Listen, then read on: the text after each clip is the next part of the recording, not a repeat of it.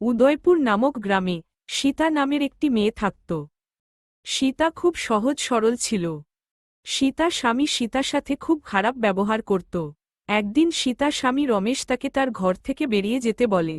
যা যা, মুখ পুরি বের হয়ে যা আমার ঘর থেকে। সীতা বৃষ্টি মধ্যেই বেরিয়ে যায়। সীতা বৃষ্টি মধ্যে হাঁটতে হাঁটতে একটি মন্দিরের সামনে এসে উপস্থিত হয়।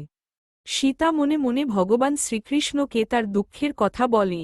হে প্রভু, দয়া করো, এই জীবনের সবাই আমাকে কষ্ট দিয়েছে, তুমি আমাকে তোমার চরণে ঠাঁই দাও।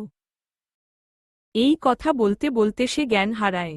এমন সময় রাধারানী চরণ থেকে আলোর ছটা বেরিয়ে আসে এবং সীতাকে ডাকে। সীতা সীতা ওঠো, দেখ আমি এসেছি।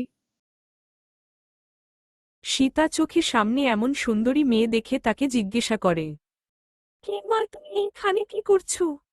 এই নিয়ে এক ভরা ভর্তি মোহর, আজ থেকে তোর আর কোনো কষ্ট রইল না, তোর সব কষ্ট আমার।